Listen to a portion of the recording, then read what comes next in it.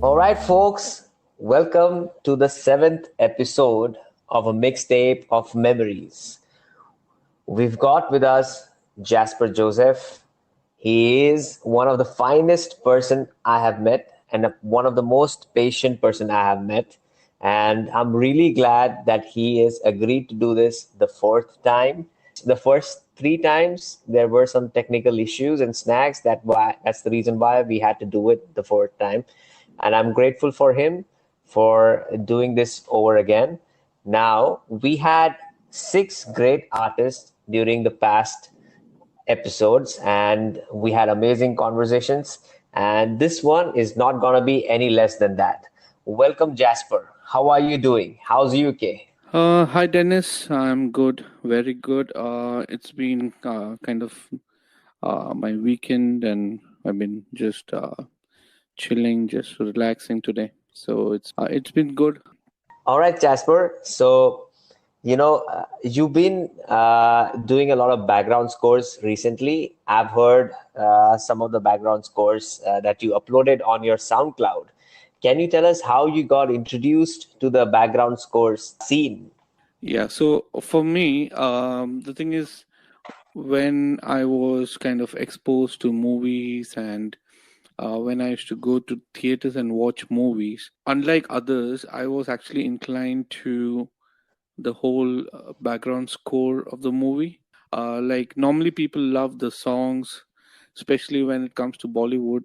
They love the different songs in the movie, and for me it was kind of a totally different thing. I always was fascinated about the soundscape that was heard like in a movie. I mean, for those who don't know what is background score, is basically it is the music behind every scene. For example, if you're watching an emotional scene, there would be kind of a very sad music, or depending on the different scenario, there would be kind of a similar music which would actually go with the scene actually.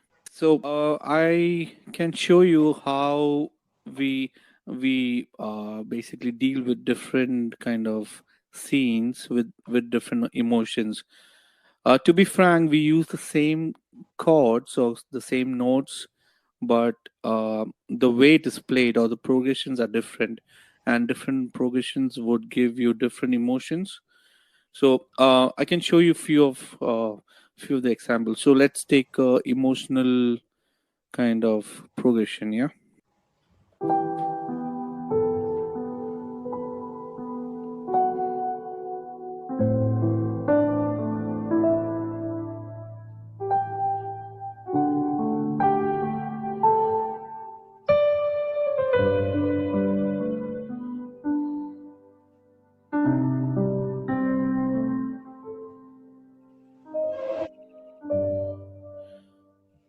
Yeah. So I mean, I'm sure that would have come like brought a bit of emotion, kind of a bit of sadness.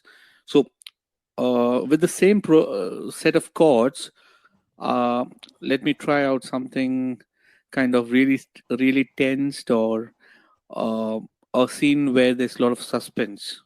Okay.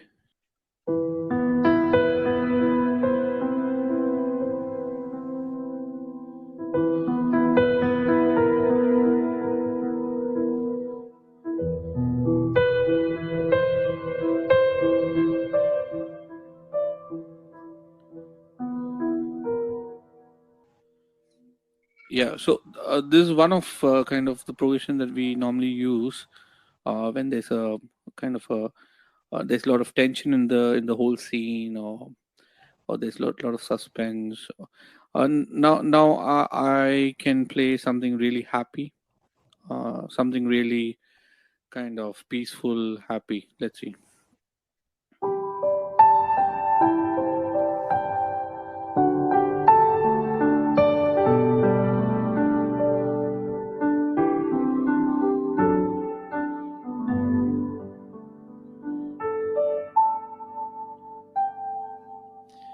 Okay, so that was kind of very not very happy, but kind of like the person is happy. It's not a kind of a negative scene, or it is not a kind of sad scene.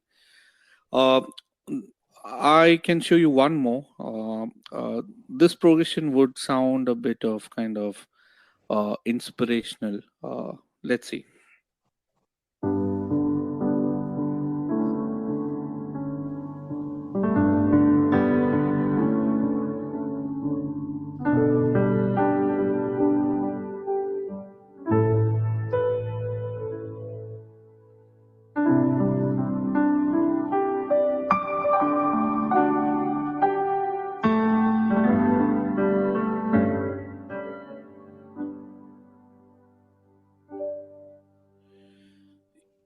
Yeah, again, this is something which we use. I mean, there are a lot of progressions that we can use, but this is one of something which, uh, of course, I mean, not all these scores would be piano, but this would be kind of the chords that we would be using. This would be kind of a very orchestral kind of. I mean, especially the last one which I played, kind of the inspiration one, would be more of horns and French horns, and kind of uplifting the scene.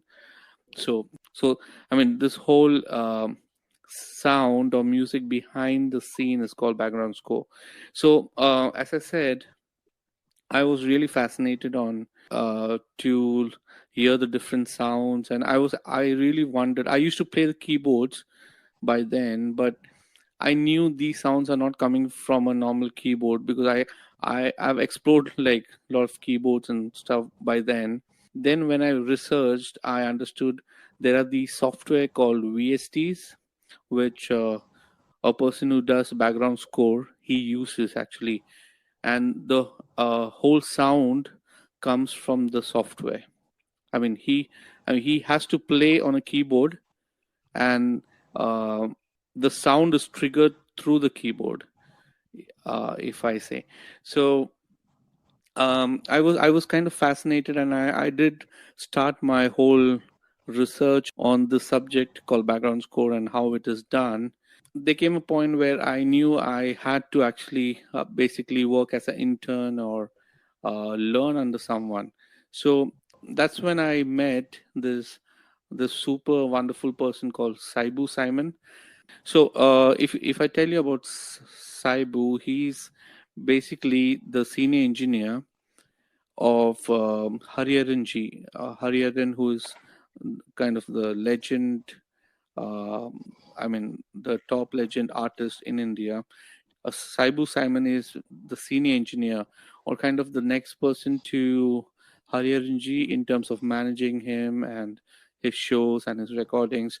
So, and he manages the whole studio called In the Mix, which is owned by Hariharan Ji. So I call him Cyborg, and basically he saw me playing. I was playing with Sheldon in one of the. It, uh, it was one of the concert, or it was kind of a event, and Saibu saw me playing there, and after that he gave me a call saying, Jasper, why don't you uh, come? I mean, there are a few projects in the mix studio. Why don't you come and work on them? And then once I started doing those projects, those were basically albums and stuff. I kept on telling, like, not just Saibu, but everyone like who knew me.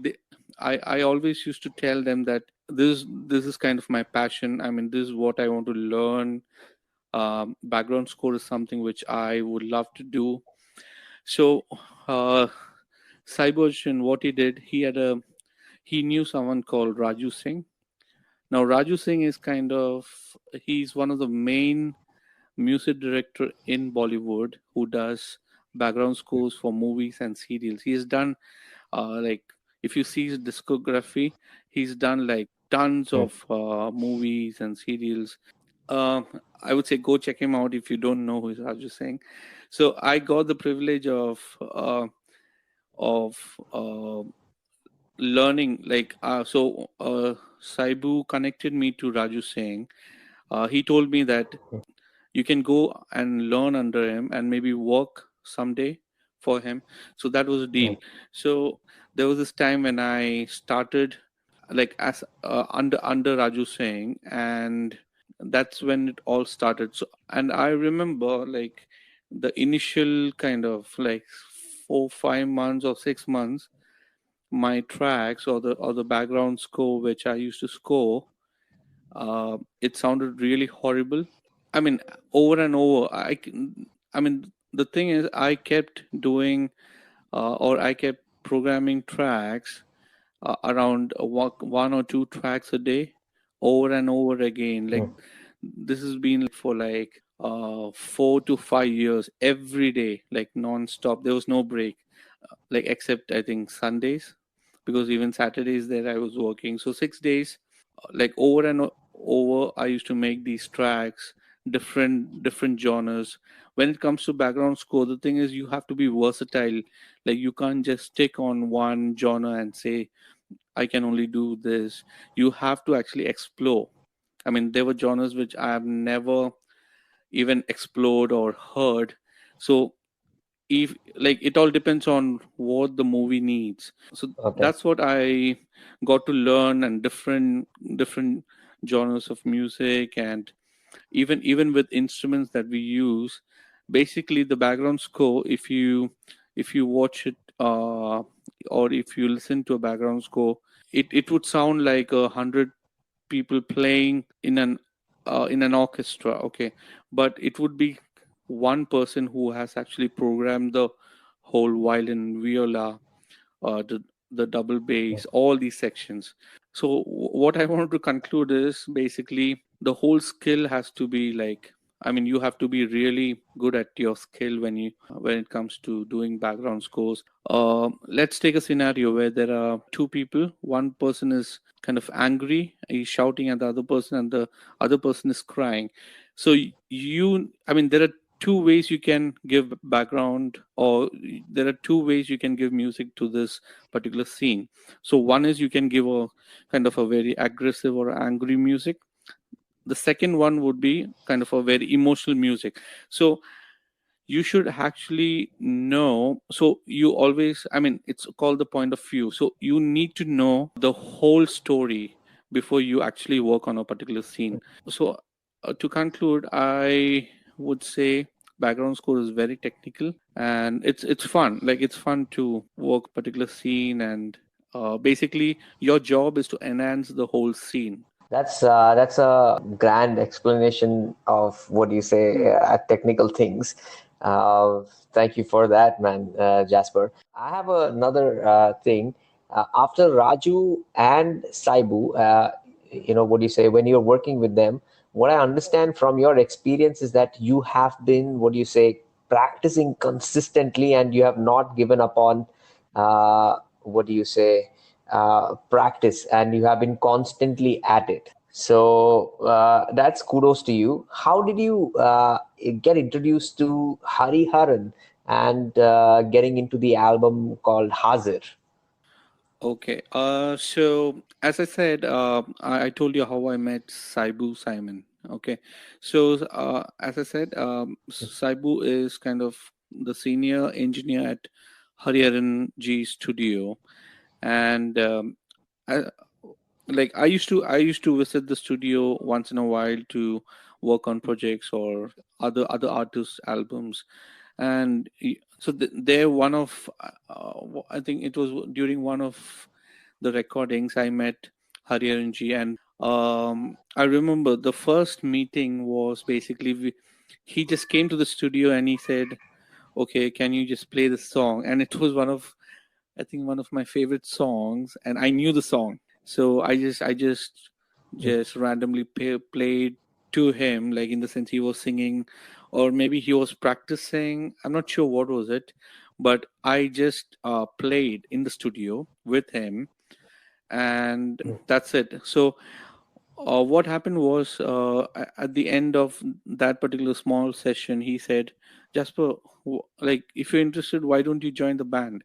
So I was like, wow. Like in my mind I was like, wow, that is like, I mean, that is something which I really wanted to do, because I've been always admiring his his voice, and especially the feel that he has when he sings. So I mean, that was, I mean, I couldn't say no for that.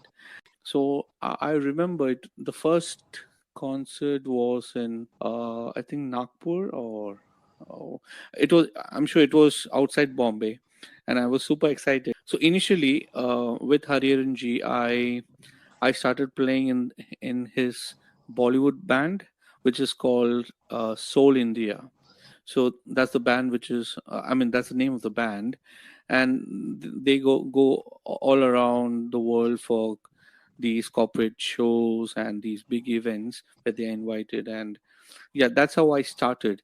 But I mean, as all of you know, he's a big time ghazal singer. So he had this another band, which is a ghazal band. So I mean, for me, when I used to play for his Bollywood band, I mean, I used to enjoy, but these songs had these kind of constrained pieces of music, like these perfect uh, parts which I had to play as a keyboard player. There were times you had to actually mug up and play those parts, but in terms of improvisation, there wasn't much chance for me to improvise. But when I joined the Ghazal band, it was a totally different world of music. Basically, to tell you about a Ghazal concert, how it happens is, like, it is very similar to the Bollywood one, but like once the concert starts, you play a set for like 4 hours continuous, like straight, 4 hours straight. That would be like around maybe 20, 30, 40 songs. And you just, I mean, there is no set planned for a ghazal concert. So Hariharan Ji would have his book beside him, and there would be a harmonium player, there would be a tabla player, there would be a sarangi player, and there might be a acoustic guitar player, and there would be me, like, on the piano. So it would be a kind of a very random show, and that's when I understood the whole culture of appreciation, like appreciating your fellow musicians. So it was, I mean, that was kind of a eye opener for me. So what used to happen is, like, Hariharan Ji would start a song, and we used to just follow him by ear. I mean, that's how I used to follow him. And what used to happen is, like, for example, after, like, maybe after first verse or the second verse, he used to randomly give me a sign saying, Jasper, you start the solo. So basically, I have to be ready all the time for the solo, like, in the sense, and it could be any random rag or any random uh, scale that you have to play, or you basically have to improvise for the next maybe 30 seconds or 1 minute. And soon after, once I finish my solo, and basically I need to end the solo in such a way where he could start the second verse or the next verse. So this was how it happened. And as soon as I used to finish my solo, just before he starts the second verse, he formally, like, in front of the whole crowd, he would, like, appreciate uh, me, or any other musician who would perform a solo. So, and seeing that, the whole crowd would clap for you or cheer you. So I mean, this is something which I never saw, like, before that. So I mean, I always I understand that these top musicians or these top artists have a culture of appreciation, which is really important, because I feel artists or musicians would, like, uh, thrives on appreciation, or I mean, they can actually boost them, or they can grow on appreciation. So I mean, from then I learned, and I tried to, like, apply in my life, like whomever I play with, I try my best to appreciate, or at least show that he's valued, or he's playing really well and stuff. Great, man. It was a pleasure having you on board. With this, I would like to thank my family, my friends, especially my co-host Angad, for the last 6 episodes. Thanks, Jasper, for showing us what's it like hitting the right notes at the right time. Before we sign off this last episode, here is an amazing song covered or amazing hymn covered by Naveen Kumar and Jasper Matthew Joseph. Called I Surrender All.